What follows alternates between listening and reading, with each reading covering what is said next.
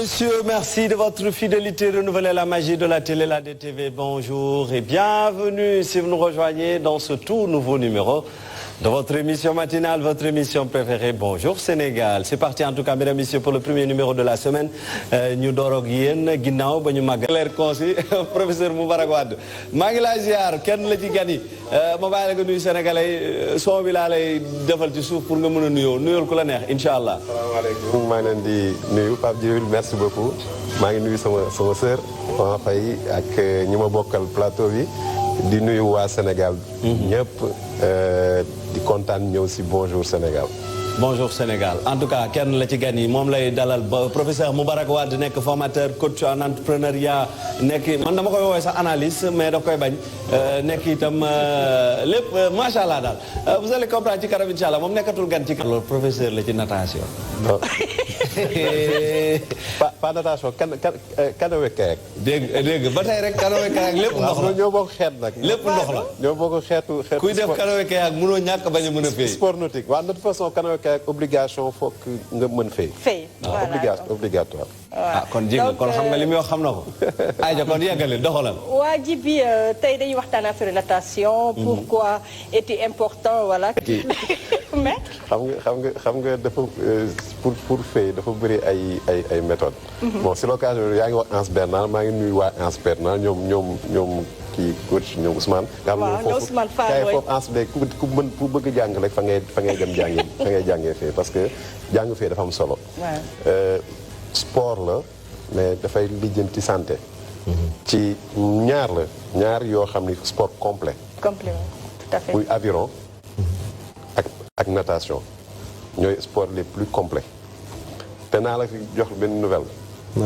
xam nga dañuy jox ne natation mooy sport le plus complet mais aviron mooy bi gën a complet. aviron mooy lan. aviron mooy da ngay gaal la. da ngay xëcc di dem ci wan gannaaw yow da ngay wan gannaaw sa direction. loolu mooy aviron. mais loolu dañ koy pratiquer fii aussi. ouais moi je suis entraîneur niveau 2 niveau 3 plutôt d'aviron. et dañ koy pratiquer Sénégal yàgg na am nañ ay champion ci Jeux olympiques yu mujj bi passé Gaborone. Seydou Diallo il était vice-champion d'Afrique médaille d'argent man maa ko yóbbu woon à Gaborone. donc sport bu mag la sport olympique la. comme natation c'est l'occasion aussi de nuyu waa fédération de natation ñoom Avelino ñoom les DTN.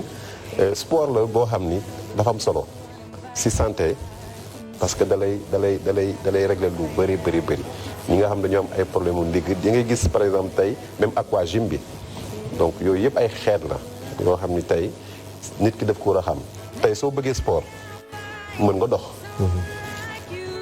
mën nga jël vélo. mën nga daw. mën nga dem football mën nga def lu nekk. mais da nga war a xam tamit natation te natation boobu noonu du pour juste sport aussi mais en cas boo xam ni tey.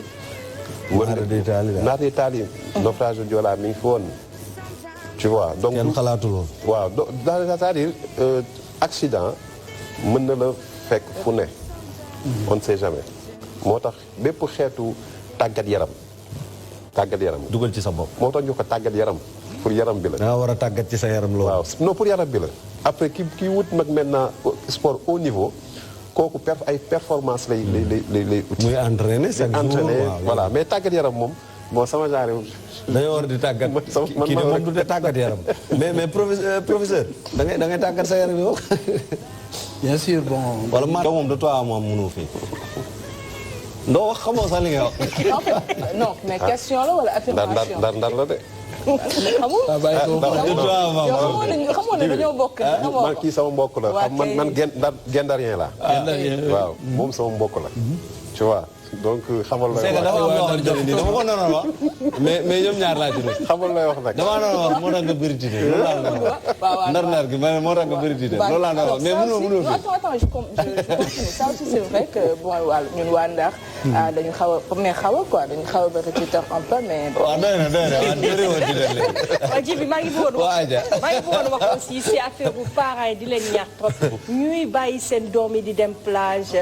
parce que am na ñi nga xam ne des personnes mal intentionnées. am nag beneen problème parents yi daan leen bàyyi xel si loolu trop c'est important. c'est important xale yu ñuy bàyyi. ñu bàyyi wàll ñu jàppale xel aussi yan plage la ñu autorisé. surtout pour baignade am na. Récemment su ma jumul il y a un mois publié nañ liste plage yi nga xam ne yëpp dañoo moom la ñu autorisé. mais chaque année ñu def ko ak yu autorisé wul. mais dafa ne ñoom ñu xam nit ñi xam ko dafa am solo parce que plage bu ñu autorisé rek am na ay maîtres nageurs yu fa ne te effectivement comme li nga wax dem géej dafa ànd ak bon loolu moom comme li wax c'est une longue histoire d'enfance. ànd ak ay mag dafa am solo. dafa am solo dafa am solo beneen bi am solo tamit sànq juju naa ko yéen professeurs yi occasion la wala rubrique bi tey lii. waaw lii la woon. lii la woon parce que vacances yi jeexagul ah. te dafa tàng il fait très chaud. vraiment ku nekk bëgg a dem plage mag ñi nag tamit dañ jàngi fay. voilà ñu si mel ni yow. man mën naa fi lébu la. nee naa lébu la. waaw après ñu dem Anse Bernard challenge waaw. foog naa booy Sicap yi Médina ñëpp xam nañu Anse. voilà ñun ñëpp fa lañu jaar. après ñu dem Anse maman yow maa lay fay bu challenge bi ñu def challenge. su ñuy dem nañu yóbbu caméra bi. waaw nan la kay day dem day am seede. lundi prochain la may indi. donc dinaa ko pare fa ma wax. di nga ko pare voilà. mais en attendant peut-être un mot rek. waaw moom muy ñëw. ci cours de vacances lu am solo la ndaxte da ngay looy waajal la ci jàng bi ñëw. xam nga da ngay xool bon à tous les niveaux d'ailleurs mais fekkee dañoo jël xale yu ndaw yi da ngay moo li ñuy wax da ngay def passer en classe supérieure. classe supérieure boobu noonu nga jàng xam yan matière ñoom ñoo fa war a ñëw nga anticiper ko ñu tàggat la si tuuti mais surtout découverte. man li may conseillé mooy dañ dem vers la découverte pas pour ñëw jàng de mais découverte des mots n'est-ce pas des matières yoo xam ne xamoo ko pas aller jusqu'au bout mais nga xam ko rek def ci recherche comme léegi tey internet bi yaatu na YouTube banque bi lépp YouTube bi sonal nañu loolu boo ngeen def ko beneen émission mais je veux dire xale yi am nañ accès à l'information aux outils parents yi nag ñoo ci war a jàppale découvrir leen ko sur différentes méthodes yoo xam dina leen permettre ñu anticiper balaa ñuy yegg si. am na solo voilà dafa am solo et puis dernière chose par rapport à ça. mooy li nga xam da nga koy jàng cours de vacances orientation daf ci bokk man daf ci bokkaale. balaa ngay dem di jàngi à l'école n'importe quel niveau nag nga war a xam lan mooy njeexitalu li ngay jàng. surtout ñi nga xam ne actuellement tey ñu ngi def terminal wala seconde première. ñu mën a anticiper ci seen niveau supérieur. léegi nii et sur cours de vacances daf ci am solo à ce niveau. d'accord professeur Lo. bien sûr cours de vacances c'est extrêmement important comme ni mu ko waxee par rapport à. deful boo ko defee moo gën donc def ko. mais sax xam nga sànq dañu doon wax affaire sport ak yooyu. mais cerveau bi da nga koy préparer. donc cours de vacances nampat cours de vacances entraînement la rek. entraînement du cerveau des neurones tout ça préparer comme li ma wax anticiper di découvrir loolu kase la et puis surtout ki nga xam ni tamit am na ay lacunes. voilà. mu renforce. parce que cours yi du métti daal du nekk comme nekk matin ba ngoon noonu ay 1 heure 2 heures de temps 3 heures. entraînement maximum par jour quoi. loo jàngul fàtte. waaw comme yaa ngi wax vacances. dañuy vacances Sénégal dañuy foo rek. waaw dañuy foo rek donc baax na tamit xale yi un moment ñu ne leen arrêté leen. ngeen concentré wu cours de vacances c'est une réorientation une concentration maintenant sur li leen a fekk ji.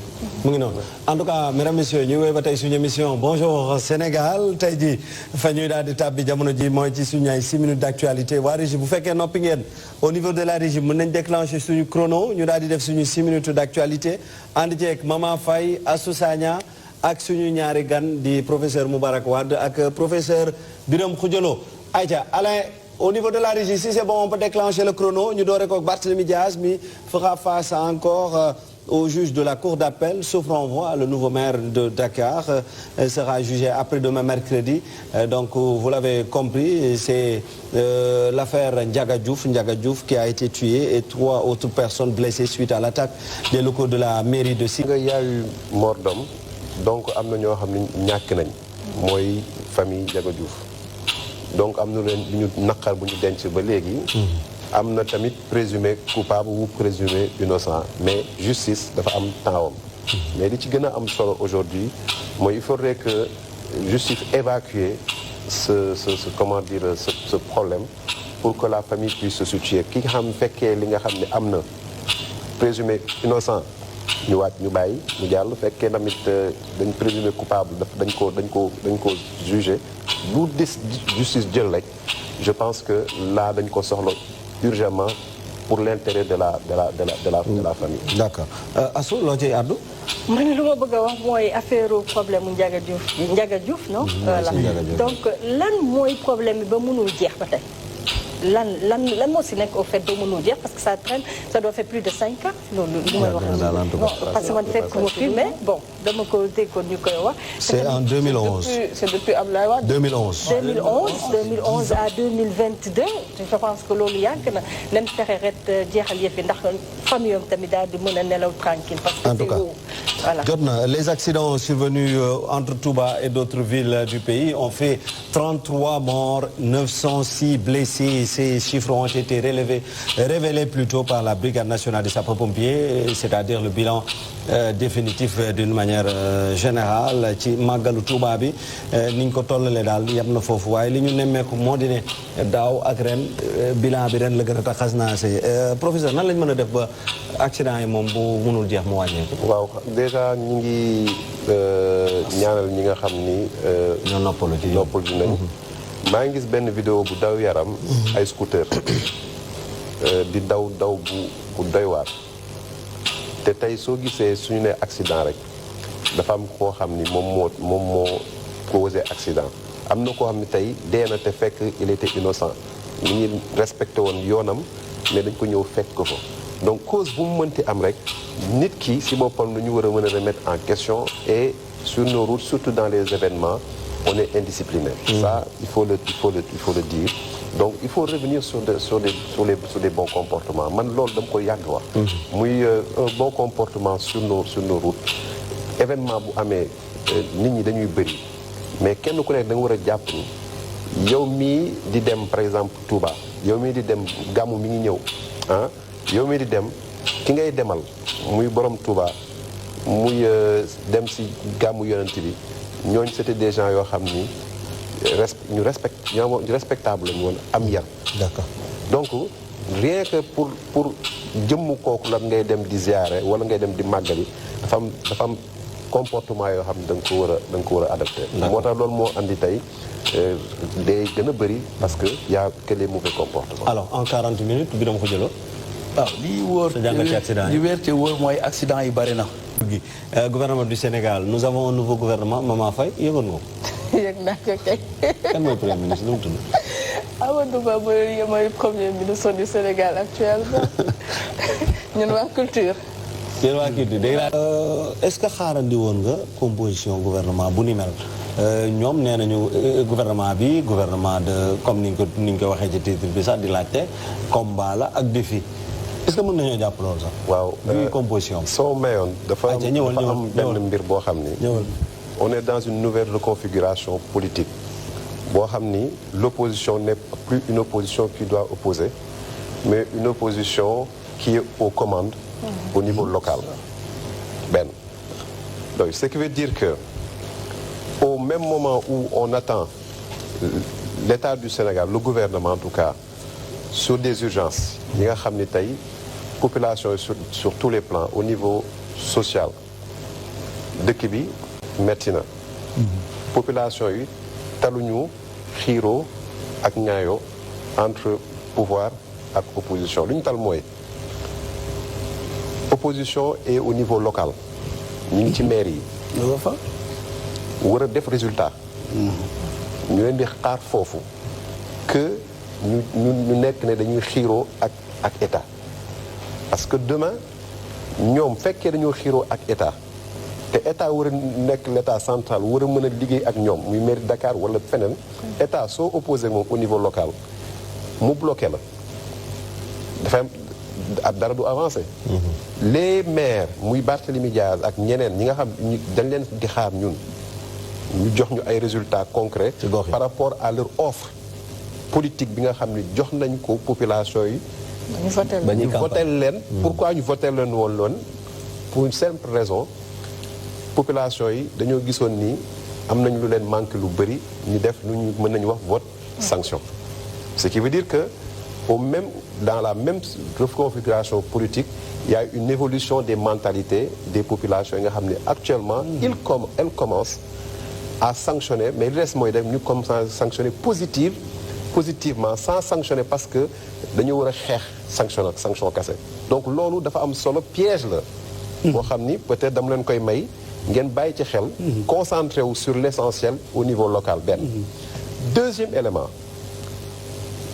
configuration bi nga xam ni état bi teg na ko gouvernement dafa am circonstance moom moo ko andi tey su dul woon sax comment dire élection législative dafa laaj le président reconfigurer waat équipe am compte tenu li fi am yëpp depuis pandémie bi mu ñëwee benn actuellement inondation problème des inondations le manque de gestion des prix nga xam ni ku nekk yokk sa prix nu la neexee et cetera la santé bëri na yoo xam ni tey la population foofu la xaar état léegi configuration bi ñëw le président de la République teg gouvernement am andiwaat premier ministre moi aujourd'hui man dama jàpp ni quel que soit le ministre ou bien le premier ministre ou bien les ministres qui sont au pouvoir ci commande bi li ci gën a am solo mooy li des ci mandat bi ñu régler problème mu population sénégalaise yi vraiment à tous les niveaux te foofu noonu soo jàngee configuration politique bi kii bi état bi président dafa am agenda man nekkuma ci boppam yow nekkoo ci boppam kenn nekku ci boppam mais mën nañ jàpp suñu xalaat ñun ñëpp peut-être sama bos dina différence seen bos mooy que moom dafa am yi mu war a régler na problème politique parce que soo xoolee configuration ci gouvernement bi am na cohabitation boo xam ni avec ses alliés war na ko régler donc ñooñu am na lu mu leen satisfaire am na lu mu satisfaire nuñ ko waxee ñi nga xam ñoom ñoo bokk ak moom ci biir pouvoir bi ñu bokk parti am waaye aussi tamit def na benn ouverture boo xam ne man dama jàpp ni sax foofu sax moo gënoon mën a am affaire bi parce que say sooy xool am na à peu près 7 ministres yoo xam dañ leen maintenir d'accord maintenir nañ leen bon moom moo xam le pourquoi il maintient ces ministres maintenant après au résultat am na ministres yoo xam dañ leen changer parce que peut-être fi ñu nekkoon c'est très sensible n'est-ce pas comme par exemple secteur de la pêche ñu changer ko mais am na ministres yoo xam dañ leen génne mais nag nga jàngate ci génne boobu bu mel ni sport bon sport dama si bëggoon ñëw parce que man si wax bi yëpp dama bëgg wax man li ma maîtriser ci ministère yooyu yëpp moo tax may laaj la dafa am yoo xam ñetti ministère yu ñeent yoo xam ne man dama ci bëgg wax muy sport muy ministère de l'entrepreneuriat donc de la comment dire de la jeunesse entrepreneuriat mën a waxaal ci santé même si je suis pas un spécial de la santé mais war nañu mën a wax ci par rapport situation bi nga xam ni Sénégal depuis pandémie am na dans le cadre de la santé sport on est en train tous de passer à côté en pensant que le sport c'est le football et que le ministre c'est un ministre du football gis nga tey le sport sénégalais maa ngi gis kenn démb muy ne lu tax ñu jël Yankhoba Diattara def ko ministre des sports mais l'histoire c'est pas une personne c'est une politique du sport sénégalais à tous les niveaux mais surtout le sport de base li nga xam ni tey depuis ci xale yi di leen tàggat jox leen ñu am ay infrastructures ba pare jàpp au niveau de la gouvernance aussi du sport boo xam ni foofu tële na il y a beaucoup de non-dits je suis bien placé je suis secrétaire général de fédération mais il y a un problème de mauvaise gouvernance kon Matar Ba football bi rek la tegoon non c'est-à-dire football bi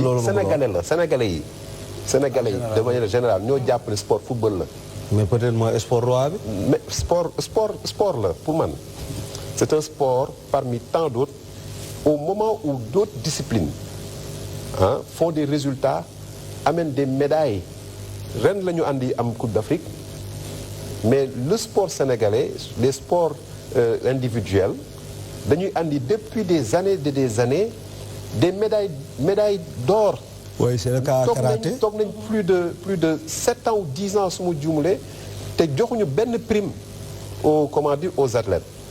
Jusqu'à présent les techniciens kenn joxu leen amuñu ay prime ren lañ ko dogaat lañ commencé joxe te liñ joxe bëriwul parce que am na lu bëri yoo xam ne manqué nañ ko donc dans le sport il faudrait une politique une refonte ñi ngi dem JO 2026 mi ngi ñëw. mais mënuñu woon a bàyyi ba tamit waa ji dem ba coupe du monde. non du affaire coupe du monde man gis nga moo tax ma wax ni. waaw dañuy soo waxee waxu coupe du monde.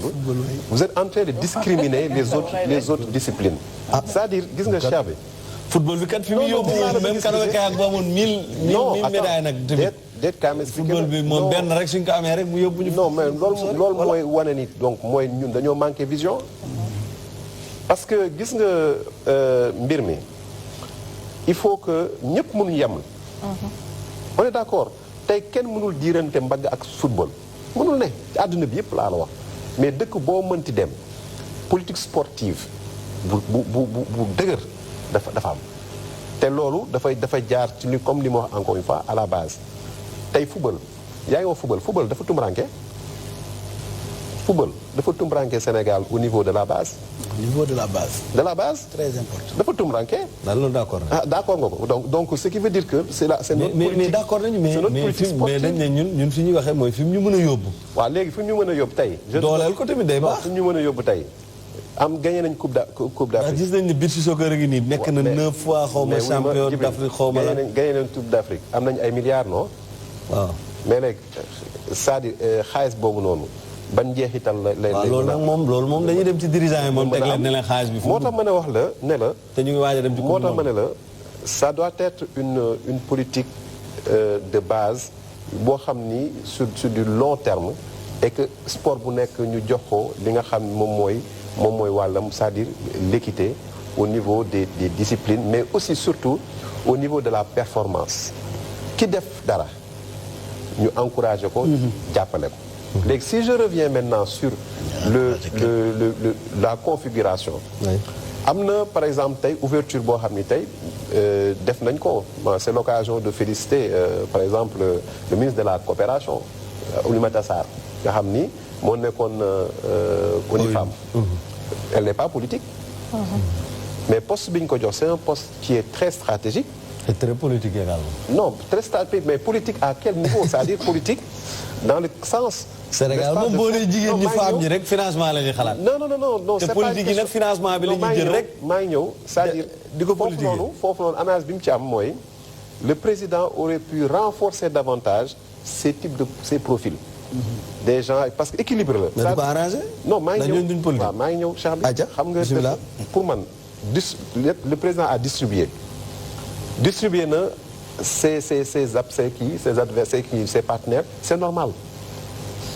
parce que dafa am lu muy gérer waat aussi tamit derrière loolu nañ ko nangul distribuer na jéem a xool maintenant naka lay mën a defee ouverture jox ndaw ñi benn par exemple dans le cadre du ministère de l'entrepreneuriat donc mi ngi apporter ay changements mais maintenant li am solo man par rapport à ces changements mooy li des ci mandat am laa wax man mooy ces ministres le slogan même qu'on a lancé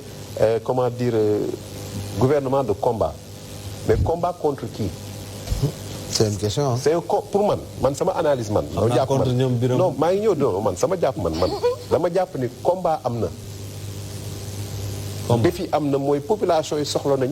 actuellement ñu génne leen ci ay situations yu metti. mais Moubarak gis nañu am na ministère yoo xamante ne. doxul bëri na problème trop et que ces ministres sont maintenus. c'est-à-dire que est-ce que ñooñu. nga xamante ne de l'eau par exemple. nga xamante ne depuis 2019 on a le même ministre. et que bëri na ay problèmes yoo xamante ne am na si boobu ba léegi gis ñu solution. est-ce que tey le fait de maintenir ce ministre là. mën na indi est-ce que dina lueur d'espoir ci ñi nekk ci est-ce que ça du récompense. waaw xam nga foofu laa la ba expliquer c'est-à-dire sànq wax naa la dafa am des ministères yoo xam ni dafa am ñu mu teggi changer leen man dama jàpp ni tey même au niveau de ce ministère même su ko fekkoon day maintenir le ministre par rapport à son statut parce que aussi moom foofu laa lay expliquer ni y a une redistribution boo xam ni war nañ ko mën a nangul mais fekkee par rapport à son statut mën na ko balancer feneen mu balancer comme yi mu def yeneen am yoo xam ni par exemple suba dans quelque temps peut-être nga dégg les enseignants kii bi école élémentaire bi commencé kaas parce que andi nañ leen ministre boo xam ni ñoom adopté pour solo ñoom adopté wul donc xam nga fu ma def foofu kon y a des postes yoo xam ni tey dafa laaj ay réajustement ba ci nombre de ministères yi effectivement je suis d'accord avec toi pour que waroon nañu am nu ñu ko mën a gérer yoo xam ne tey parce que en réalité c'est des ministères yoo xam qui sont interconnectés parce que lan la y a un objectif une vision boo xam ni l'État dafa am résultat bu mu war a mën a andi tey soo jëlee nga war a jël emploi nga mën koo jël nga jël formation et cetera yooyu yëpp c'est des connexions yoo xam ne tey si les ministres tey et leurs équipes ne sont pas dans cette logique de résultat nekki par exemple dans des logiques de massification ils auront tout faux n'est-ce pas donc ce qui veut dire que aujourd'hui quel que soit l'attelage bi am man je me gëm ni l'urgence pour ñoom mooy li des ci mandat bi ñu andi ay résultats à court terme laa wax na parce que ñun ñëpp bokk nañ ko ci mais en 2 ans mënuñu dégg leen ci lu bëri mais problème yu bëri yoo xam ne tey sénégalais ñi ngi koy jànkoonteel nii moi je pense que attaque boobu noonu mooy combat boobu mën nañ ko aboutir en mettant derrière les intérêts vraiment politiques en mettant en avant loolu jafe nag mais loolu moo war loolu mooy li yoon mais ñun chaque jour exception bi la ñu def dañ ko war a nangu li nga xamante ne mooy redistribution parce que am na ay alliés am na ñi nga xamante ne moo ñoom la def confiance ainsi de suite mais est-ce que tey redistribution boobu dafa war a primer sur li nga xamante ne mooy l'urgence ak combat yi nga xamante ne moom nga wax tout à l'heure que ne tey ci foofu la Sénégal toll en fait. si moom laa doon wax dama expliquer boobu il a son équipe ñun fekk kan la ñu fal président de la république suba kan mooy rendre compte c'est le président du ñeneen ñi moom moo am équipe bam fii ñun ñëpp kuñ fi faloon da ngay dem uti sa équipe n'est-ce pas donc équipe boobu nag nga uti mag maintenant li ci am solo pour man te wax naa leen ko andi na ay ñoo xam ne am nañ profil yu baax dafa doon renforcer ñooñu n'est-ce pas ñi nga xam ne nag politique lañ leen jëlee ñu xam ni Sénégal ci boppam les populations ont évolué et que politique pour nga mën a ñëwaat da nga war a def résultat donc foofu nag la population bi war leen orienter et que derrière aussi l'opposition wax naa la ko sax et c'est très important l'opposition ce n'est pas le moment aujourd'hui ñoom tam duñ ko may dara non ñoom mais attends moment bi ñu koy dul bañ a may dara ñi ngi fàtte ñoom li leen professeur man ma bëggoon laaj rek par rapport au premier ministre bu ñu tab barki démba est-ce que amul ay frustré seen biir amul woon ñu yaakaaroon jël place jékki andi ko parce que tamit si législative yi xeex nañu mbëkkante def nekk yu jékki-jékki man sax ko defoon sama xaw a gis sax oui ma fii bi Macky tëjoo ñun ñëpp ñi ngi xalaat ñu wooñu man maa ngi doon xalaat ñu woon wala jiw ñu xool ñu sama téléphone say rek ma ne non je veux dire c'est pas une question de xam la moo am solo jël nañ ko déjà dans un premier temps yàlla moom la fa teg ñu nangu ko que ni moom mooy premier ministre léegi li si am solo après derrière mooy toute l'équipe qui est derrière et même encore une fois même l'opposition à ce jour et foofu laa doon xaar même le président bi muy def déclaration bi mooy pour wootee am na lu mu ci cap tuuti rek mooy ñu booloo doon benn parce que man dama gëm ni actuellement problème bi dëgg suñu véritable problème ñun mooy sénégalais génn ci jafe-jafe mais sénégalais génn ci jafe-jafe kan moo ko régler opposition da ci bokk le gouvernement moo ci gën a taq rip parce que moom la ñu war a joxe ñu war a andi moo ñu war a andi résultat donc pour man donc il est important que ce nouveau gouvernement là bi taxaw soit un gouvernement comment dire d'action de résultats à court terme si jafe-jafe yi nga xam ne court terme mën nañ ko lijjanti parce que li des après c'est un mandat finissant n'est-ce pas et ce mandat finissant il faut que ñu régler ko noonu. maa ngi la bëgg a laaj tam tout à l'heure yaa ngi wax affaire sport bi. ne du football rek moo nekk sport fii si Sénégal là foog naa d'accord nañ ñun ñëpp mais pourquoi parfois bu fekkee ne équipe nationale dafa nar a dem jouer ji fenn ñu mettre les dans de bonnes conditions seen dara du taxaw te fekkee ne yeneen. léegi loolu léegi la rek de waaye daan na métti na ci équipe nationale. mais attends ba fekkee ne ñeneen ñi la par exemple. voilà ñoom dañuy ndeysaan da nga gis sax muy mel ni presque dañuy saraxtu pour mën a am billet d'avion logement ou bien. waaw loolu voilà loolu daf may jaaxal man. loolu daf fi yàgg am y a des fédérations yu bëri laa la wax yu bëri tey suñu waree dem ay compétition fekkee seen fédération internationale yi jàppuñu si parce que les fédérations aussi n'ont pas pratiquement de soutien parce que tey moo tax moo la c'est une politique de base boo xam dañu ko war a defar ba nga xam ni tey même l'état du Sénégal ak les instances comme CNOSOC yooyu am na moment boo xam ni sax war nañu mën a noppalu ci fédération yi parce que fédération yi nañu am seen propre moyen pour mën a jënd ay billets ba pare mën a comment dire développer seen bopp tey da ngay wax football man parce que le mal il est profond parfois man nag naa laal tuuti état bi mais tey da ngay jël les entreprises aussi au Sénégal. mais entreprises yi football la ñuy gën a jàppale. non ça parce que xam nga la population yi ñoo jàpp ni football mooy lépp. moom laa moo tax après au détriment des sports yoo xam ni quand on sort. et que le Sénégal le judoka wala kii def karaté wala kii def gymnastique wala canoë ñu ne moo jël pay nekk ci kaw podium bi ban hymne la ñuy woy ban drapeau la ñuy yëkkati Sénégal la donc ce qui veut dire que au même titre le sport le footballeur ki ñu ngi dogaa di am. il passe même inaperçu ah. non mais inaperçu mun nañu nekk ay champion am ay médailles. mais man mi sama bopp sax du ma leen xamul naa leen romb. ni doon leen bàyyi il appartient à chaque ministre mu def ba nga xamante ne les sous-secteurs yëpp yi nekk ci secteur bi ñu ko dénk qu'ils se sentent devant. tey jii yaa ngi wax visibilité mais tey ministre moom moo war a tey définir une politique boo xam ne il se dit que toutes les branches yi nekk sama secteur dañuy am visibilité dañuy am buzz à travers man sama politique. et comme football moom on sait que tout le temps moom mooy porter raw gàddu bi parce que noonu la bindoo et tey jii et puis on parle maa ngi parfois on parle de lutte mais aussi li nga xamante ne moo international parfois moo gën a yomb parfois pour jouer sur la communication en fait mais nag on attend d'un ministre aussi qu'il fasse en sorte que tous les sous-secteurs se sentent ci lii nag lii la ñuy woowee ci wolof dàq ginaar waxaale sa soxla yow culture ngay waxaale lii sa soxla non mais li mu wax am na solo côté culture bi mais li am culture ak sport ak yëpp non elle a raison ministère xam nga secteur yëpp secteur boo gis dafa am ay sous-secteurs yu bëri en fait am na des discriminés que mu nekk sport que mu nekk au ainsi de suite yëpp dafa am ay sous-secteurs mais ñun on a l'habitude nekk si benn wala ñaar ñett ñoom la ñuy fësal léegi loolu day bëri ay frustré tey xam nga yaa ngi gis ñu def pétition par exemple pour Matar Ba pendant ce temps am na d'autres branches yu nekk si sport bi yoo xam ne ñoom il fustige pétition boobu parce que nee nañ pétition boobu et puis même sur les publications day gis le monde du football réclame Matar Ba c'est bien parce que am na lu mu def si monde du football mais aussi am na ñeneen ñoo xam ne il faut que ñu prendre en compte seeni frustration après par contre ce qui est bizarre ci gouvernement bu bees bi mooy on dirait que Matar Ba c'est le seul quand même boo xamante ne Sénégalais ils ont été choqués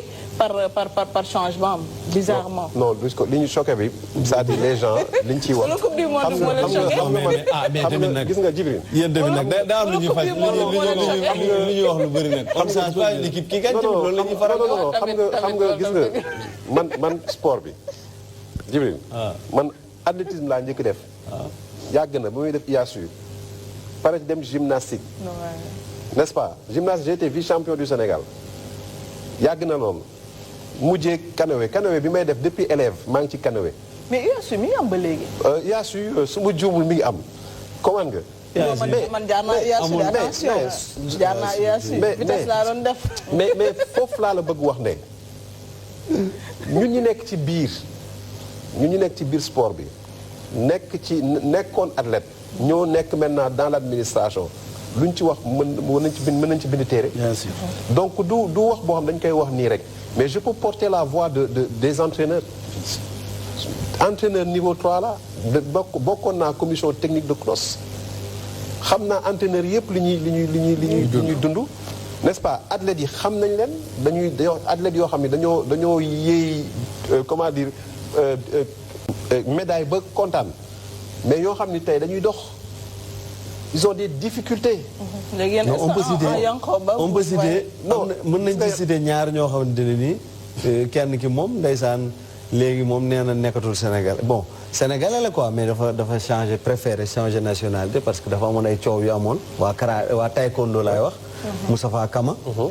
di lu ñu naqari lool parce que moo nekkoon champion du monde champion du Sénégal champion d'Afrique mais ay coow yu ndaw ay prime ak yooyu noonu mu maire frustré ba léegi nekkatul sénégalais en quelque sorte y a Amadou Ndiaye tamit athlète 400 mètres qui faisait waaw bëri na des sénégalais qui sont à l'étranger je donne l'exemple escrime par exemple les entraîneurs yi gën a mag à l'étranger ñu nekk ay Qatar yu bëri mais c'est des sénégalais ay millions et millions la leen di fay donc ci biti le sport dañoo xam valeuru sport n'est-ce pas mais ñun fii da ngay gis jeune boo xam day sport ba sonn di entraînement di def surtout ay résultats def compétition gagné champion d'Afrique nga dem nga gagné da andiwaat dugal ci biir mais dañ la war a encourager donc c'est-à-dire gis nga discrimination boobu mooy bi am culture bi am ci sport bi am ci santé fépp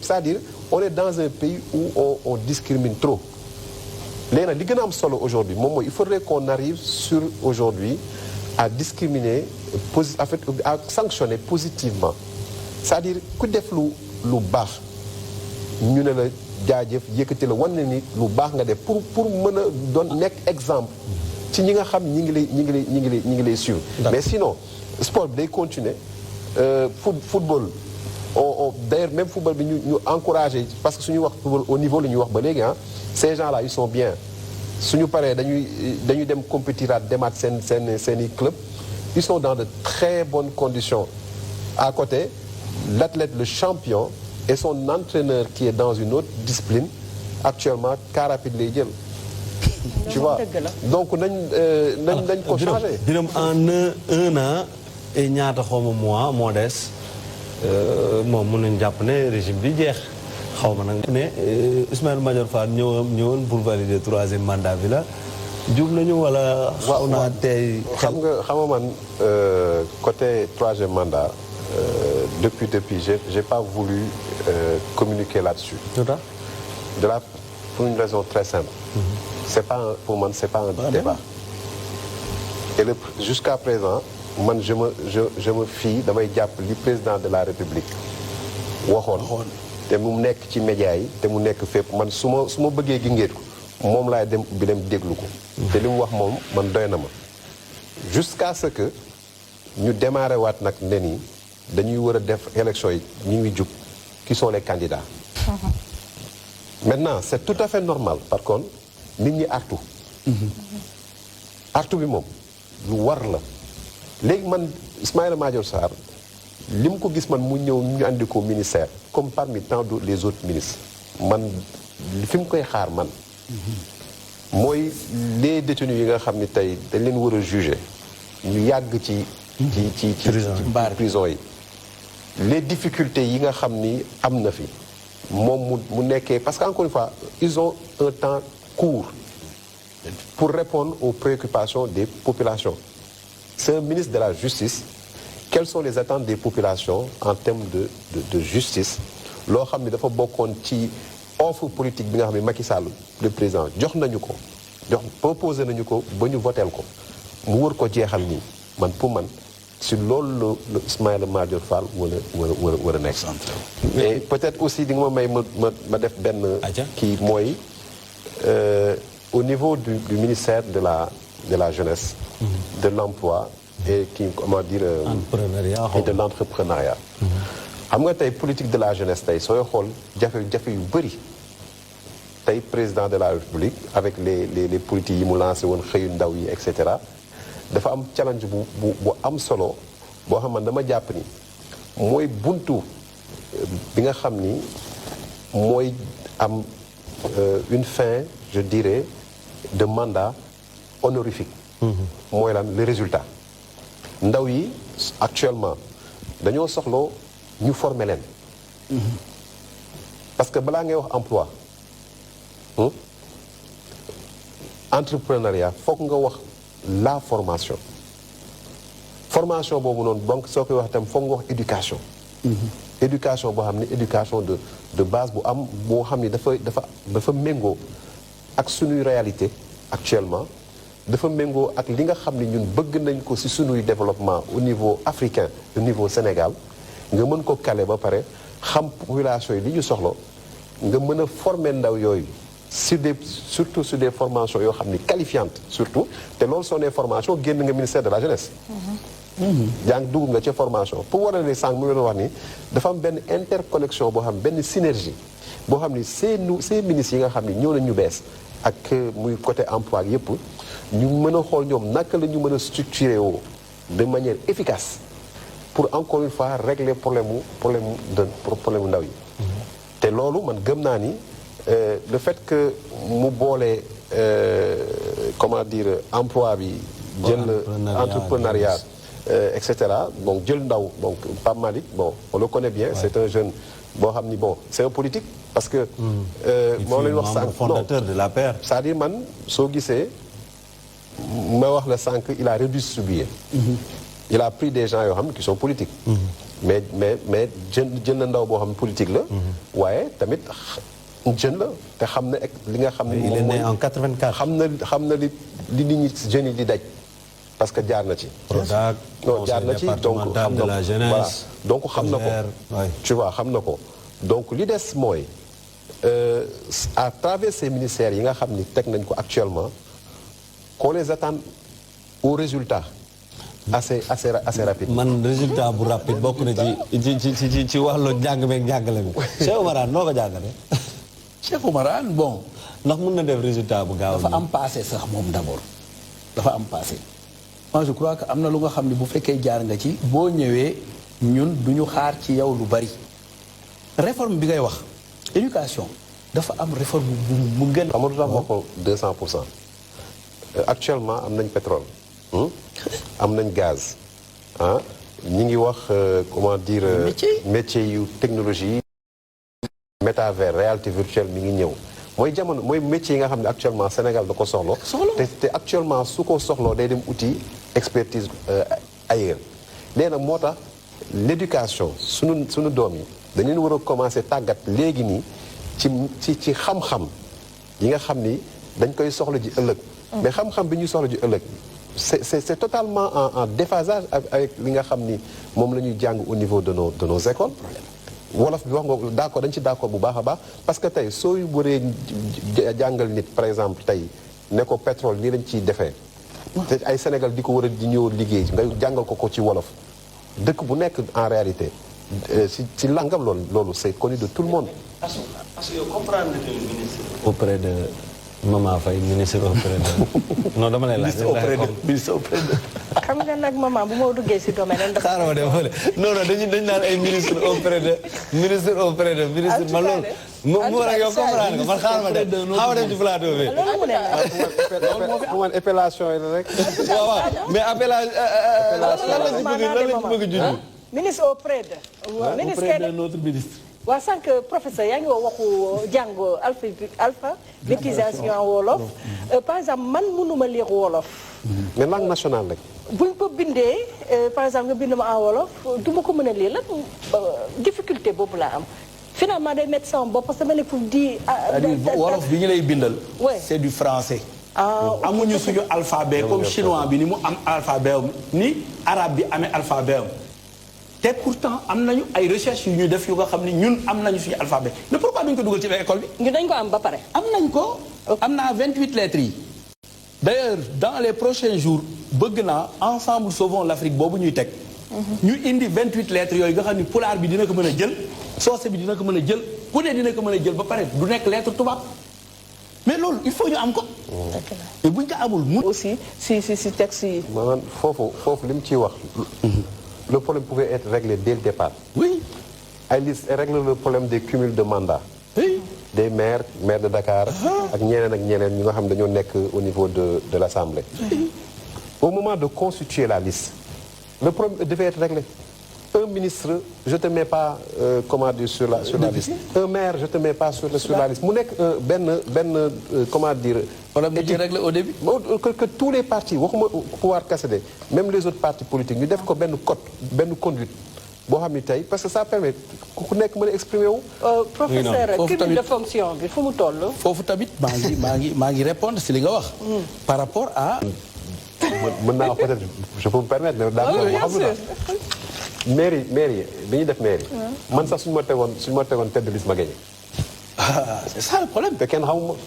comment donc mais après soo gisee problème bi ñuy andi. parce que ñi nga xam dañ leen teg ñoom itam dañuy préparer seen trésor de guerre aussi. mooy problème boobu kese la. pour suba ñu ne ñoom itam bëgg nañ nekk président wala leneen. kese. mu ngi noonu. kon Maman Faye dañu soxla budget c'est ça. Maman Faye tey émission bi dama ko juutal moo tax tey revue des titres bi laay jeexale. moom lay tëjee. waaw tey moom laay tëjee. professeur mot de la fin. waaw xanaa di ndokkeel Sénégal yëpp. ci weer bi nga xam ni mooy gàmmu bi. nga xam ñu ngi ñëw ci gën ji mbindeef. ñu ñaan yàlla mu nekk barkeel. ci Sénégal bi yëpp jërëjëf. jërëjëf professeur en tout cas bégte la ñu dalal la. moom nga xamante ne nii ci kër gi la bokk daanaka moom ak beneen professeur Birame ko jëloo jaajëf merci beaucoup. jërëjëf ñu ngi mot de la fin bi lan la di sant véritablement téléspectateurs yi di kontaan trop ci invitation bi. di nuyu en passant waa Yewwi Askan bi di ñaan yàlla quand même déggoo am ci diggante nekk Assemblée nationale pour doxal Sénégal. concert bi yaakaar nga ne dina am. concert bi bon. dina am parce que forcément véritablement dëkk démocratie lañ nekk normalement ñu laajaat. troisième mandat. concert contre troisième mandat. yaa fi tudd affaire concert non tere nañ ko boobu ça devait être le samedi passé. waaw mais concert bu noonu boo xam troisième mandat qui concerne les populations ñu koy dugal ci biir hôtel. mais c'est comme hôtel lañ ko dugal ñu tere ko donc suñ ko génne woon public xanaa nag ñu tere leen ko sax moom moo gën a am. nañ ko génne place de l'Obélisque. nañ ko yóbbu place de l'Obélisque waaw kay place de la nation. dafay bañ a jàpp terroriste lañ lay tëjee de dañ lay tëj ne yow terroriste nga en tout cas mu ngi noonu c'est que tur terroriste sax moo diis terroriste comme ay dóor terroriste. force spéciale. en tout cas mu ngi noonu sañ moo ko wax mu ngi noonu Birame Khoudia Lo ñu koy jaajëfal bu baax a baax nekk kenn ci membre Pastef yi mbokk yi ci itam ci Yewwi waaye itam nekk enseignant bokk itam nekk président parti ñu koy jaajëfal moom moo nekkoon kenn ci suñu gan yi waaye te keneen ki di professeur Moubarak Wade moom itam formateur coach en entrepreneuriat analyste et cetera man noonu laa koy woowee mais da koy bañ yëpp en tout cas mu ngi noonu moom moo nekkoon suñu gan itam àndoon ceeg Assou Sagna borom bi bu am solo bi xale yi moo leen fi teewal di ko jox daje xam naa ne dinaa ko baax ba mu ñëw suba yéen téléspectateur ndax nee ngeen da ngeen a bëgg Assou di ree ngeen di kontaan yéen tamit Maman Faye moom suñu jaam la moom tous les jours lay ñëw incha allah dinaa leen annoncé tamit xam naa ne fii ak ay jours yi di ñëw et à demain incha allah merci beaucoup. Merci.